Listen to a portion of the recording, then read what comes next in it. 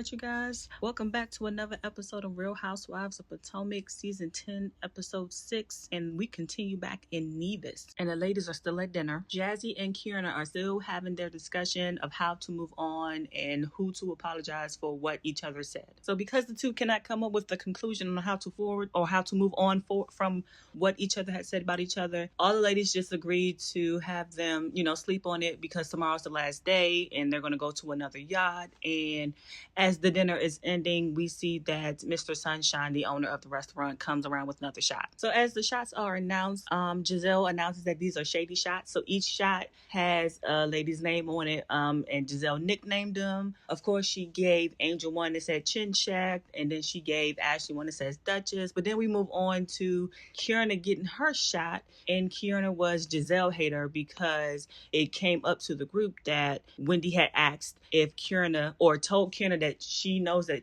Kierna doesn't even like Giselle, and Giselle, of course, is, bothered because, she was a champion for Kay. So now that we're seeing, Kierna take the shot, it looks like those two will need to have a talk as well. So the ladies all in the night dancing, with Kenny the driver. He's actually singing, and we got a glimpse of Wendy in the bed full of makeup, still sick. I feel bad for Wendy in this moment. But the next day rolls around, and we all see a glimpse of the ladies getting up, getting hair done, and getting ready for the day. We then see Angel, Kierna, and Tia all hop in a golf cart to go get some coffee. And thankfully, Wendy is feeling much better. So for that morning, the ladies all head out on the golf carts to head to another yacht. So as the lady gets on the boat, they all see that they have towels. And even though Stacy still doesn't have her name on her towel, Giselle does say that, I'm just not, even though I'm still getting to know you, I feel a little bit more comfortable with you. And after that, of course, all the ladies sit around because originally, Giselle wanted to talk to Kay and Wendy, but you know what? Wendy was not having it. She said, no, we all can just talk. So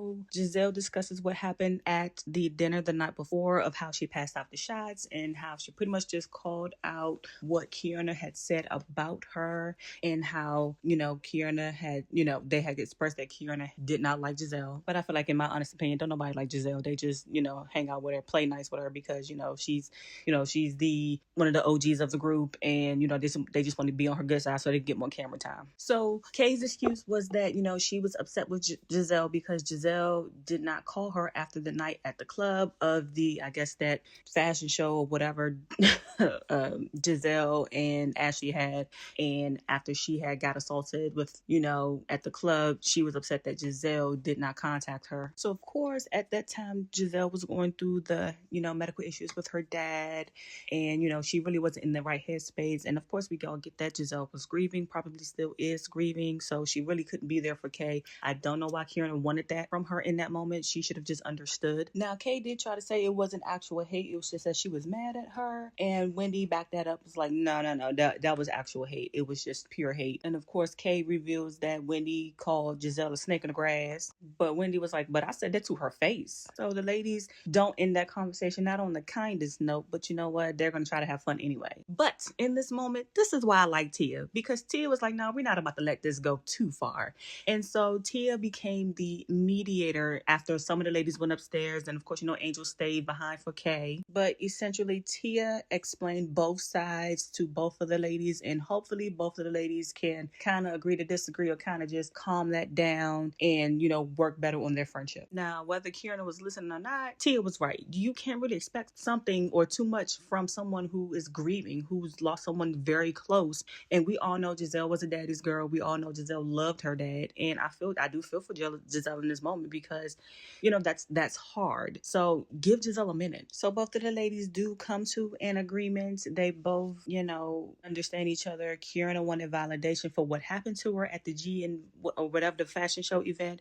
And Giselle just wanted a moment because she literally buried her dad. But I'm glad the friendship got better after that. So we see the ladies start to actually enjoy the weather, enjoy the yacht, enjoy some of the water. Well, Jazzy and Ashley enjoy most of the water. This is good. We like to see see them have fun. We like to see them have a good time, and the water did look great. So after they little fun in the sun, and we see the ladies get dressed, get, washed off, makeup get put on because they're heading to dinner. So we get to the Orchid Bay restaurant, and we see the ladies take pictures, and then they sit down and, start to enjoy, the appetizers before dinner. So while appetizers are being served, we start to have a conversation about Stacy and her cannabis business, and of course, it coincides with Jazzy's wedding. Not sure why that would be a problem. If my friend has got something to do, she got something to do. But in Giselle fashion, she reveals that, pretty much if Jazzy didn't come on the trip, then Stacey really wasn't going to go to that wedding anyway. But since Jazzy's here, she's going to save face and turn around and say, yeah, I'll just go ahead and go to the wedding just to,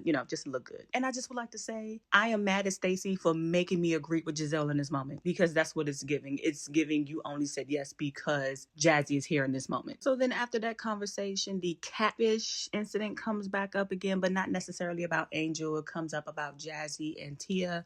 And Jazzy pretty much says, at the other dinner, you thought I used too much filter, but then I went to your page and it looks like you use about the same as much filter as I do. But of course, Jazzy, she's a little offended and she doesn't take it so well. So of course she has to prove that, hey, most of my pictures are unfiltered. So then after that, Jazzy just gets a little bit too aggressive, but a little bit confrontational and a little bit too loud. And even with Jazzy's outburst, I still didn't understand what she was really raving on about until Tia went back and told her, well, not told her, but, explained the situation with the bar owner and, how he was looking at her and stuff like that. And apparently Tia made a joke about how she has to tell her fiance that he has competition.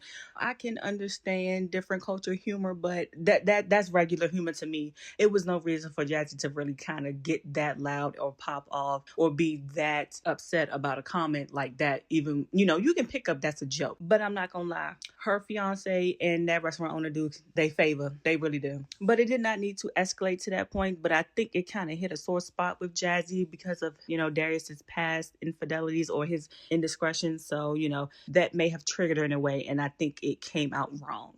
Projection. So that conversation ends. They both understand, Tia and her sense of humor, and Jazzy, kind of reels it back in. And as dinner is nearing its end, we all learned that they're having a bachelorette party back at the villas for Jazzy. But in between time from the restaurant and on their way back to the hotel or the villas, we all learned about a conversation that Angel and Jazzy were having, and the ladies just couldn't understand who it was about. And of course, we're going to learn later on what it's about. But I do kind of want to say that, this is the most I've seen Angel kind of buck or turned up. So it looked like they were having a very, very serious conversation. So I can't wait to see what they were talking about. But of course, we see Wendy and Stacy reacting to what they can possibly or barely hear.